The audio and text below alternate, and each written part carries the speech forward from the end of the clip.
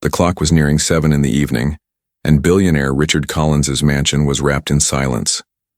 Most of the staff had already finished their work, yet a soft voice and delicate footsteps echoed through the grand hall. There, in the middle of the cold marble floor, stood Helena, the housemaid, a black woman with gentle eyes and calloused hands. She moved gracefully, guiding the frail hands of Ethan, the billionaire's paralyzed son, who sat in his wheelchair with a smile brighter than the chandelier above them. For the boy, only 12 years old, this was more than a dance. It was freedom. His eyes sparkled with a joy he rarely showed, his laughter filling the room as he clapped along to the rhythm. "See, Ethan?" Helena said softly. "When we dance, the world feels lighter. Even sadness seems to disappear."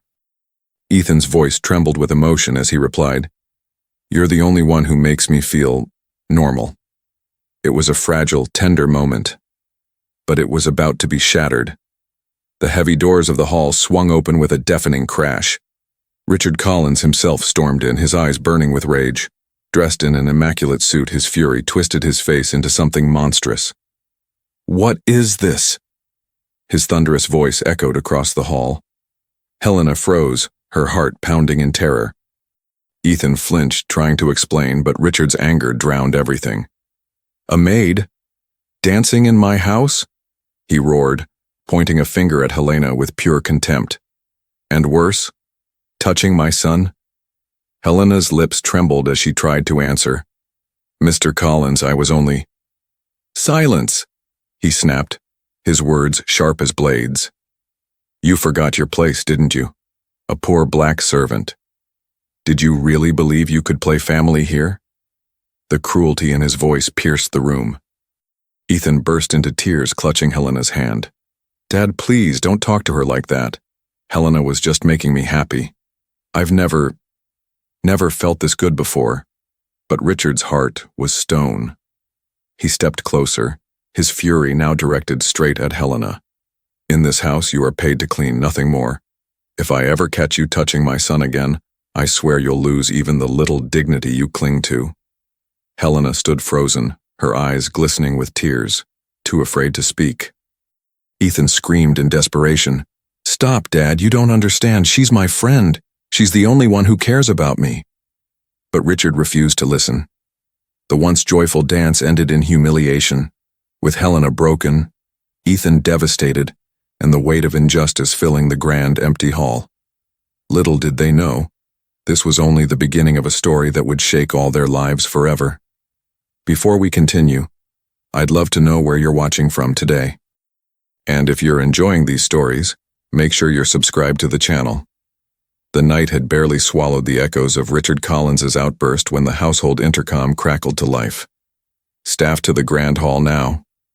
One by one, the workers filed in. Housekeepers in gray uniforms, gardeners with caps in hand, the chef wiping his palms on a towel, and Ms. Grant, the stern house manager who ran the mansion like a clock. At the far end, guards took their places beside the doors. In the center, under the chandelier, stood Helena and Ethan. The boy's cheeks were still damp, his fingers clutching the armrest of his wheelchair, knuckles white. Richard arrived last, immaculate as if anger could be polished. He let the silence hang like a noose before he spoke. "Tonight," he began, voice cold. Lines were crossed in my home. Eyes darted toward Helena. Ethan's throat bobbed. Richard's gaze pinned Helena to the floor. A maid, hired to clean, decided to perform. To touch my son without authorization, to overstep boundaries that protect my family. Helena inhaled, steady but trembling. "Sir, You will not speak," Richard snapped. "You will listen." The room shrank around her. Years of labor, of thank yous whispered in back hallways, of small kindnesses no one saw, all of it felt suddenly erased. Ms. Grant clasped a clipboard tighter. "Mr. Collins, perhaps we can—" "Make it official," Richard cut in. "Effective immediately. Helena is dismissed." A gasp rustled the room. The chef took a step forward, then drew back. The gardeners lowered their eyes. A housekeeper silently mouthed, "I'm sorry," and looked away. "Dad, please," Ethan blurted, voice breaking. "She wasn't hurting me. She was helping me. She makes me want to move, to try." Richard turned toward his son, tone softening only enough to sound condescending. "You're vulnerable, Ethan. People like her know how to manipulate that. People like her." The words hit like a slap. Helena's stomach twisted. She lifted her chin, refusing to bow under the weight of what wasn't said but was fully meant. "I have tolerated enough leniency," Richard continued, pacing. "From now on, strict protocol. No contact without medical supervision. No friendly favors that blur professional lines." He nodded at a guard. "Escort her to collect her things." The guard hesitated. "Sir, it's late. She busses 2 hours." "Then she'll have a head start," Richard said, eyes never leaving Helena. "And send a memo to the agency. Do not place her elsewhere. I won't have this kind of irresponsibility spreading." Helena felt the floor sway. Blacklisting. It was a quieter kind of violence. Cleaner, colder, and devastating. Her world narrowed to Ethan's face. Tear-streaked, desperate. "Miss Helena," the boy pleaded, "don't go." It tore through her. She wanted to kneel, to hug him, to promise that morning would make sense again, but the guards were already flanking her. She held Ethan's gaze instead and forced a smile that trembled. "It's all right, baby," she whispered, voice catching. "Keep your faith. Keep your music." Richard raised his hand. "One more thing. We'll be reviewing security footage." He looked pointedly at Helena's hands, then at the staff. "If I find any theft, any misconduct, I will press charges. Let this be a lesson." The threat hung in the air, ugly and unmistakable. Ms. Grant, usually ice, found her voice. "Mr. Collins, there's no indication of theft." "There won't need to be," he said coolly. "There will be my word." Helena's jaw tightened. She had survived harsher winters than this. Landlords who didn't fix heaters, supervisors who paid late and looked through her like glass, slurs tossed from passing cars.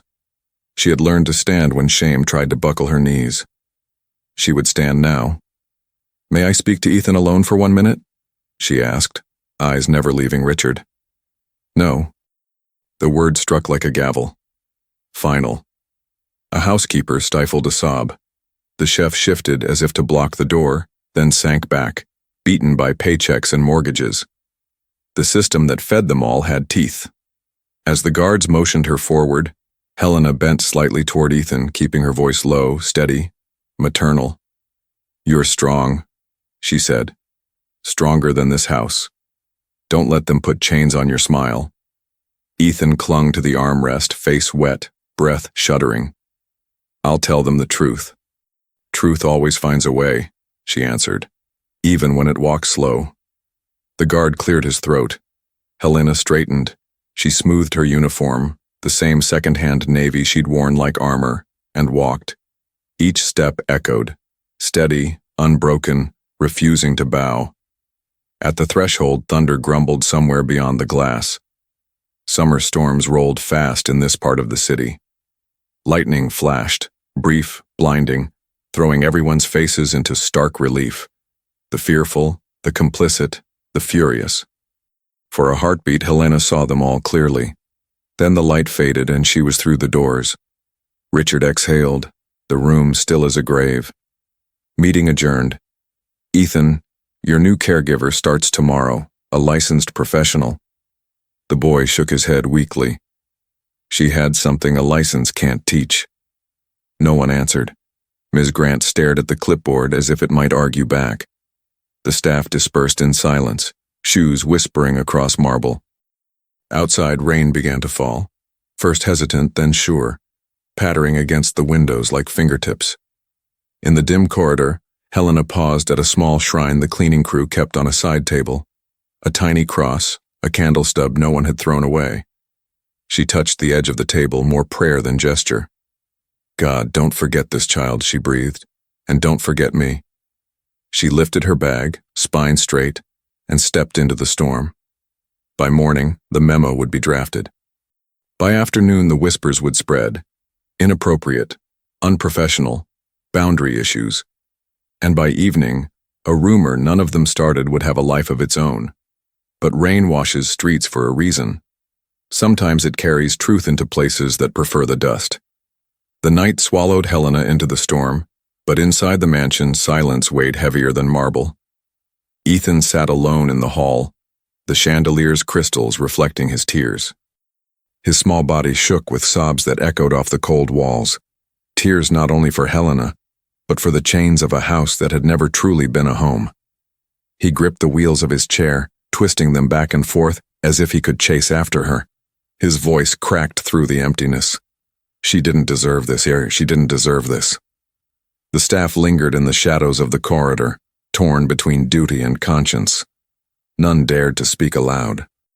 In Richard Collins's empire, silence was survival. But Ethan wasn't silent. His sobs grew louder, fierce and unrestrained, until his father's footsteps returned, echoing like thunder down the hall. Richard's voice was sharp, dismissive. "Enough, Ethan. She's gone. You'll have proper care now." The boy spun his chair toward him, eyes red and blazing with a courage rare for his age. "Proper care? She cared more for me than you ever did." The words hit harder than Richard expected. For a fleeting second, his composure cracked, but he quickly straightened. "Don't be ungrateful. Everything you have, everything around you, comes from me." Ethan's hands trembled on the wheels. "What's the use of chandeliers and marble floors, if I'm still trapped? Helena gave me something you never could. Hope." Richard's jaw clenched. He wasn't a man used to being challenged, not by business rivals, not by politicians, and certainly not by his disabled son. His voice dropped, icy. "Hope doesn't build legacies, discipline does. And you'll learn that, whether you like it or not." Ethan turned away, shoulders heaving. "Discipline won't help me stand." But her kindness almost made me believe I could. The room pulsed with silence, thick as fog. Richard, unaccustomed to losing the last word, muttered coldly, "You'll forget her soon enough." But Ethan knew otherwise. Later that night, in the dim glow of his lamp, Ethan clutched the small sketchbook Helena had given him. Pages filled with clumsy drawings, flowers, stars, even crooked musical notes. She had once told him, "Draw your steps here until your feet can follow them." He traced the lines with trembling fingers, tears staining the paper. "I won't forget you, Helena. I'll find a way to bring you back."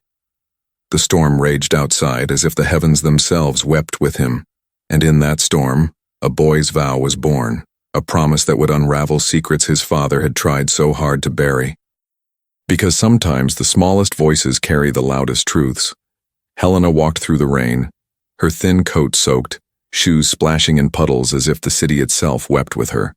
The streetlights cast long shadows on the sidewalk, and with every step she replayed the humiliation in her mind. The way Richard's voice had spat her name like poison. The way the staff lowered their eyes. The way Ethan had cried, powerless to help her. But this wasn't the first time Helena had tasted injustice. Her life had been carved by it. Born in the southern states, Helena had grown up in a neighborhood where opportunity was a stranger. Her mother worked double shifts in a laundromat. Her father disappeared before she could walk. From an early age, Helena learned the bitter lesson that some doors were never meant to open for girls like her. At school, teachers praised her intelligence but never expected much of her. College, they'd laugh under their breath. Maybe a trade. But Helena dreamed bigger. She wanted to dance. As a teenager, she auditioned for a ballet program in the city. She remembered the smell of waxed floors, the cold eyes of the judges, the way her heart soared as she twirled with all the grace she had. For a moment, she believed she could fly. But afterward, the whispers came. She's talented, but her look doesn't fit the company. Too much attitude. Not the image we're going for. She knew what those words meant. They didn't see a dancer. They saw a black girl from the wrong side of town. Her dream collapsed. Instead of theaters, she learned to scrub offices. Instead of applause, she learned to silence her tears. But Helena never stopped moving. At night, she'd dance alone in her small apartment, barefoot, holding on to the rhythm that kept her spirit alive. Years later, when she was hired as a maid in Richard Collins's mansion, she thought those dreams were buried for good. Yet the first time she saw Ethan, fragile and quiet in his wheelchair, something stirred in her. He looked at her not as the help, but as someone human. One afternoon she had hummed softly while polishing the floor. Ethan had asked what tune it was. Embarrassed, she told him it was nothing, just an old melody she used to dance to. His eyes lit up. "Will you show me?" he'd asked. And for the first time in years, she had danced, slowly, carefully guiding his hands. Ethan's laughter had filled the room, and Helena realized she hadn't lost her gift. It had simply been waiting for a purpose greater than herself. That memory pierced her heart now as the rain fell harder. She had given Ethan joy. She had given him hope. And for that she had been cast out like a criminal. At the bus stop, Helena sat on the cold bench, water dripping from her hair. She closed her eyes and whispered, "Lord, why does the world punish love and reward cruelty?" But even as despair gnawed at her, a quiet strength stirred within. She had been beaten down before, yet she was still standing. And deep down, she knew this wasn't the end. Because Helena carried more than scars. She carried resilience, and a truth Richard Collins could never erase. The next morning, Ethan sat by his bedroom window, staring out at the rain-soaked gardens. The mansion felt emptier than ever, its walls echoing with silence instead of Helena's gentle voice. He had barely slept. Every time he closed his eyes, he saw her face, smiling bravely through tears as the guards led her away. His chest ached with a weight he couldn't shake. A knock came at the door. Ms. Grant, the house manager, entered carrying a breakfast tray. "Your father asked me to remind you that a new caregiver will arrive this afternoon," she said, her tone clipped, professional. Ethan turned away, bitterness in his voice. "I don't need another stranger. I need Helena." Ms. Grant hesitated. Her face, usually stern, softened for a moment. She placed the tray on the bedside table and lowered her voice. "Ethan, it isn't always our choice who stays or who leaves. Sometimes life isn't fair." The boy's eyes filled with tears. "She was the only one who treated me like I wasn't broken." Ms. Grant didn't answer. She couldn't. With a sigh, she left the room, closing the heavy door behind her. Left alone, Ethan wheeled himself toward his desk. He opened his sketchbook, the one Helena had encouraged him to use. On the page he had drawn two stick figures, one standing, one seated in a wheelchair. Both were holding hands. Above them, he had written, "One day, I will dance too."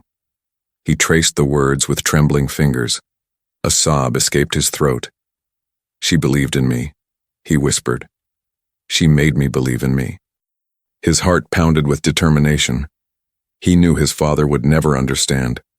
Richard Collins saw his son as an heir, a responsibility, a fragile project, not as a boy with dreams. But Helena had seen more. She had seen the music in his heart. Ethan closed his eyes and remembered the last dance, the way Helena had lifted his arms, guiding him with patience and joy. For a brief moment, he had forgotten the wheelchair. For a brief moment, he had felt free. He pressed his fists against his chest. "I'll never let her be forgotten. I'll never let what she gave me die." Outside, the storm clouds began to break, a ray of sunlight piercing through the gloom. Ethan felt it warming his face, and for the first time since Helena's departure, he allowed himself a small smile. Because deep down, he knew, love leaves seeds. And sooner or later those seeds bloom, even in the hardest soil. While Ethan mourned in silence, Richard Collins was already at work ensuring Helena's name would be erased, or worse, dragged through the mud. Seated in his vast office, walls lined with polished mahogany and shelves of awards, Richard made a phone call.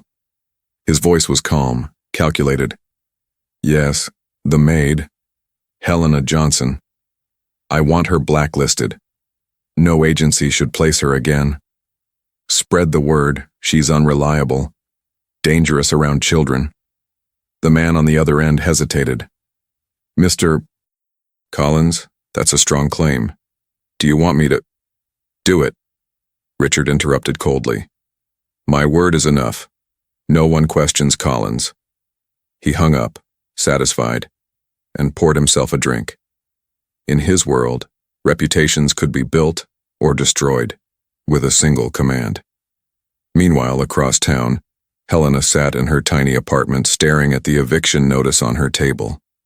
With no job, she couldn't pay next month's rent.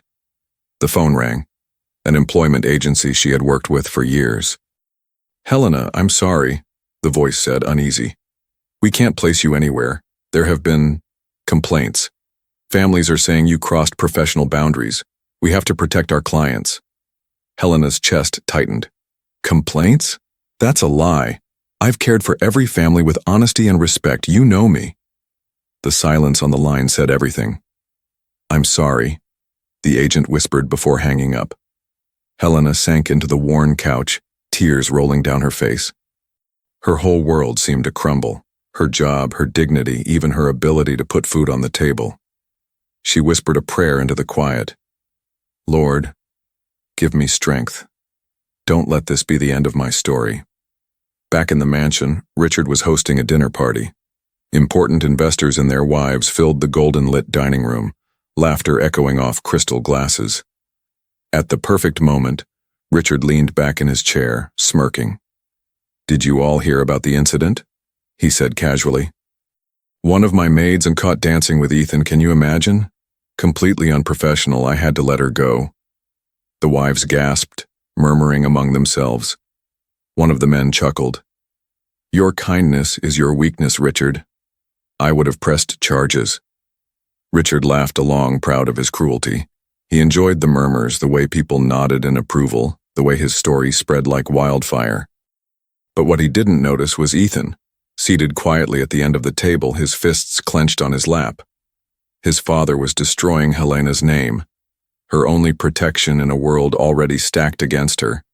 And Ethan, though just a boy, felt anger burning in his chest like never before. He whispered to himself, too low for anyone to hear. I won't let you do this to her. I'll find a way, I swear. Far away in her lonely apartment, Helena folded her hands and closed her eyes. She had nothing left but faith. God, if you're real, fight for me. Let truth rise above lies. And though she could not see it, that prayer was the beginning of a chain of events that would turn Richard's power against him. Because lies may spread fast, but truth, once it rises, cannot be buried. The rain had washed the city clean by morning, but Helena's world still felt stained. She wrapped her thrifted coat tighter and stepped into the waiting room of a community clinic she knew well. St. Bridget's Outreach. When the money ran thin, this place stretched miracles. The receptionist knew her by name and by kindness. Helena, Dr. Samuel Bennett can see you, the woman said softly.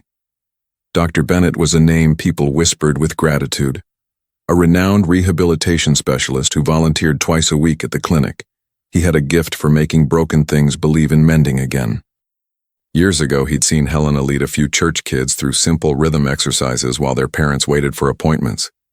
He had never forgotten the grace in her steps, or the way fearful children smiled when she moved. He entered with a warm smile that didn't pry. You look like you've been carrying someone else's storm, he said, pulling up a chair. Helena's composure trembled. I lost my job. She hesitated, then the rest tumbled out. Richard's fury, Ethan's tears, the late-night dismissal, the whispers already spreading. They're saying I crossed lines, that I'm unsafe around children. Dr. Bennett's expression hardened, not with anger at her, but at the world that did this to faithful people. You? Unsafe? I watched you help a boy with cerebral palsy loosen a fist he'd kept tight for months, just by letting him dance with your hands. You give dignity. Her eyes filled. Sir, I'm not perfect, But I would never harm a child. Ethan, he's not just a task, he is a soul. I know, Dr. Bennett said. And what you gave him isn't foolishness. It's therapy by another name. Rhythm engages parts of the brain that words can't reach. You were giving him hope and a reason to try. He paused. Do you have food? Rent? Someone to call? Helena swallowed. I'll manage. God hasn't forgotten me yet. God doesn't abandon the just. He agreed gently. And neither will I. He slid a card across the table. This is attorney Rosa Rivera. She works with families and workers pushed down by power. Call her. Tell her I sent you. Helena stared at the card as if it were a lifeline thrown into deep water. I don't have money for lawyers. She won't ask for any today, he said, and I'll make some calls of my own. He stood, thinking. About Ethan. Does he have spasms at night? Any changes when he's anxious? Helena nodded. When he's frightened, his hands shake worse. After we danced, the shaking eased. He slept. Dr. Bennett's jaw tightened. Stress like this can trigger a crisis. He needs calm, familiar cues. Your presence was medicine. At that, Helena finally broke, covering her face. They barred me from the house. I can't even tell him goodbye. Sometimes a door slams because another must open, he said. But there are windows. He scribbled a number. This is Ms. Grant's private line. We've crossed paths at charity boards. If Ethan decompensates, she'll call me, if she's brave, and I will go. Helena blinked. You would? For a child? Always. He paused, weighing the risk, then added, and for truth. Before she left, he pressed a small envelope into her hand. Grocery vouchers the clinic kept for emergencies. Feed yourself. Warriors can't fight on empty. Helena squeezed the envelope, humbled. Thank you, doctor. As she rose, the clinic door swung open. A groundskeeper from the Collins estate stepped in, rain on his cap and worry in his eyes. He startled when he saw Helena, then dropped his voice. Ms. Helena, Ms. Grant asked me to find you. She can't call from the house. She said, tell the doctor. Ethan's been shaking since last night. Won't eat. Keeps calling your name. Dr. Bennett was already reaching for his coat. I'll drive. If Richard turns me away, he'll do it at his gate, on record. He looked at Helena. You won't go with me, not yet. We keep you safe from their lies, the groundskeeper nodded. Ms. Grant said the same. Helena's hands trembled. Please, tell Ethan I'm praying. Tell him to breathe with the music we practiced. 4 beats in, 4 beats out. I will, Dr. Bennett promised. They moved quickly, doctor, groundskeeper, and a courage that didn't need permission. As the clinic door closed behind them, Helena stood alone in the quiet foyer, her heart pounding with fear and a fragile, rising hope. Maybe storms weren't only for breaking. Maybe they also cleared paths. She slipped the lawyer's card into her pocket, touched the envelope of vouchers, and whispered, Lord, guide their steps. Guard that boy. Across town, thunder rolled low and distant, like a drum calling something righteous awake. And in a mansion that believed itself untouchable, the first soft crack in its marble heart had begun. Night fell heavy over the Collins mansion, but inside Ethan's room, there was no peace. The boy lay curled in his wheelchair, his small body trembling uncontrollably. His hands shook so violently that the water glass on his bedside table toppled and shattered on the floor. Ms. Grant rushed in, her usually composed face filled with alarm. Ethan? Ethan, look at me! But Ethan's eyes were distant, glazed with fear. His breathing came in shallow gasps. Helena. I want Helena. He whispered again and again, like a broken prayer. The new caregiver, a woman in a pristine white uniform, stood frozen in the corner. I don't know what to do. This wasn't in his medical file. Ms. Grant clenched her jaw. Richard had dismissed Helena as if she were nothing, but the truth was clear. Ethan's condition had worsened the moment she left. Without hesitation, Ms. Grant dialed Dr. Bennett's private number. Her voice shook. "Doctor, it's happening. He's in crisis. Please, come now." Minutes later, Dr. Bennett arrived, his presence commanding the room. He knelt in front of Ethan, gently placing his hands on the boy's trembling shoulders. "Ethan, listen to me. 4 beats in, 4 beats out, just like Helena taught you. Can you try that for me?" At the sound of Helena's name, Ethan blinked, a faint spark returning to his eyes. He tried to follow the rhythm, his breaths shaky but slowing. Richard stormed in, anger simmering beneath his polished exterior. "What is going on here? Who authorized you to be in my house?" he demanded, glaring at Dr. Bennett. "I did," Ms. Grant said firmly, surprising even herself. Ethan was in crisis. He needed immediate help. Richard scoffed. "This is why I pay for trained professionals. My son doesn't need coddling, he needs discipline." Dr. Bennett rose slowly, his voice steady but sharp. "What he needs, Mr. Collins, is care, not control. His body is rebelling because you ripped away the one person who gave him hope." Richard's face darkened. That woman was a maid. Nothing more. She was more than that to Ethan. Dr. Bennett countered. "Sometimes the heart recognizes what money cannot buy. You can surround this boy with doctors, nurses, and machines, but without love, without connection, he will wither." For the first time, Richard faltered. He looked at his son, pale and trembling, clutching the sketchbook Helena had given him as if it were life itself. "Dad?" Ethan's weak voice cut through the tension. "Please, bring her back, or I won't make it." The words hit Richard harder than any boardroom defeat. His empire, his wealth, his carefully constructed image, all of it meant nothing if his only child slipped away. Dr. Bennett stepped closer. "This isn't about pride, Richard. It's about survival. Helena gave your son more than medicine. She gave him reason." Silence filled the room. Richard turned away, gripping the windowsill so tightly his knuckles whitened. His empire had taught him to see people as tools, disposable and replaceable, but his son's frailty, his son's plea, was undeniable. For the first time, doubt pierced his armor. That night, Richard sat alone in his study, a glass of untouched whiskey in his hand. Ethan's words replayed in his mind. "Bring her back, or I won't make it." Outside, thunder rolled again, but this time Richard felt it not as background noise, but as a warning. Perhaps for the first time in his life, the great Richard Collins was realizing that his power had limits. And perhaps, just perhaps, the maid he had thrown out like dirt was the only person who could save his son. The following morning, the mansion was tense, the staff moving like shadows, whispering about Ethan's worsening health. He had barely eaten, and his small body was weakening fast. Even Richard, normally so composed, paced the corridors with restless energy. Then it happened. Ethan collapsed. His body convulsed violently, his fragile frame shaking as the new caregiver panicked. "He's seizing. Someone call for help." The staff scattered, shouting, but Ms. Grant acted quickly. She grabbed the phone and dialed with trembling fingers. "Dr. Bennett, it's urgent. Ethan may not survive this one."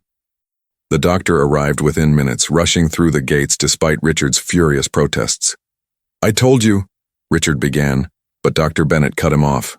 "Not now. If we waste time, he'll die." He knelt beside Ethan, guiding the boy's breathing, but it wasn't enough. Ethan's lips turned pale, his eyes rolling back. The entire room froze in terror. Then Ms. Grant, trembling but resolute, whispered, "We need her. Helena. She's the only one who reaches him." Richard's face hardened. "Absolutely not." But Ethan's weak voice broke through the chaos. Barely conscious, he gasped one word. "Helena." At that moment, the front doors burst open, and there she was. Helena stood in the grand hall, rain dripping from her coat, eyes wide with fear and determination. She had rushed from her apartment the moment she heard the news from the groundskeeper. The staff parted like the sea, stunned. Richard turned on her, his fury boiling over.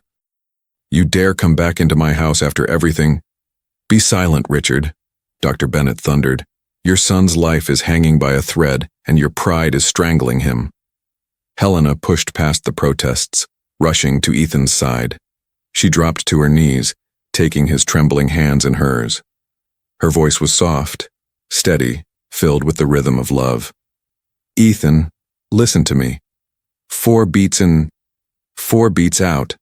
Just like before. You're safe. I'm here. The boy's breath stuttered, then steadied. His eyes fluttered open, locking on Helena's. Tears slipped down his cheeks, but this time they carried relief. Don't leave me, he whispered. Never, Helena answered firmly. You are not alone. The entire room watched in stunned silence as Ethan's convulsions eased, his tiny body finally relaxing against the chair. The storm of his crisis had passed, not because of medicine, but because of love. Dr. Bennett looked at Richard, his voice low but cutting. You see it now, don't you? Money didn't save your son. Power didn't. She did. The staff murmured in agreement. Some wiped tears from their eyes. For years, they had been silent under Richard's rule. But in that moment, truth could not be buried. Ms. Grant stepped forward, her voice strong. Sir, you accused Helena of impropriety. You dragged her name through the dirt. But today, in front of every witness here, we saw the truth. She saved your son. Helena remained on her knees, her arms still around Ethan, too focused on his recovery to care about pride or recognition. Her only concern was the boy's fragile heartbeat steadying beneath her touch. But for everyone else in that mansion, the revelation was clear. The woman Richard had humiliated, fired, and slandered was the very one God had sent to protect his son's life. Justice had begun its work. The mansion, usually a fortress of pride and silence, now buzzed with whispers. The staff stood in corners, watching, waiting. Ethan rested in his bed, finally breathing steadily, his small hand still clinging to Helena's as though she were the anchor of his fragile world. Richard Collins stood near the doorway, his face pale, not from rage this time, but from something far more unfamiliar. Shame. Dr. Bennett, still by Ethan's side, broke the silence. Richard, you have a choice. You can continue clinging to your pride, or you can admit the truth that everyone in this house has just witnessed. Richard's jaw tightened. His instinct screamed to deny, to command, to crush. But when he looked at his son, he faltered. Ethan's eyes, so much like his late wife's, were filled not with fear, but with quiet defiance. Father, Ethan whispered, his voice weak but steady. You were wrong about her. The room froze. Richard swallowed hard. She's a servant, Ethan. She doesn't belong in... Stop. The boy's voice cracked like glass. She belongs here more than you do. She gave me life. You gave me walls. Gasps rippled through the staff. No one had ever dared speak to Richard Collins like that, not even his business rivals. Tears filled Ethan's eyes. If you send her away again, you'll lose me. Not because of my illness. Because I won't want to fight anymore. Those words cut deeper than any insult. Richard staggered, gripping the back of a chair to steady himself. For the first time, the mighty billionaire looked small. Helena, still kneeling by Ethan, spoke softly. Mr. Collins, I never wanted your wealth, your favor, or your recognition. I only wanted Ethan to know joy. If you still wish me gone, I will go. But know this, the love I've given him, you can never buy, nor destroy. Her voice was steady, but her eyes glistened with unshed tears. The staff stood taller. Ms.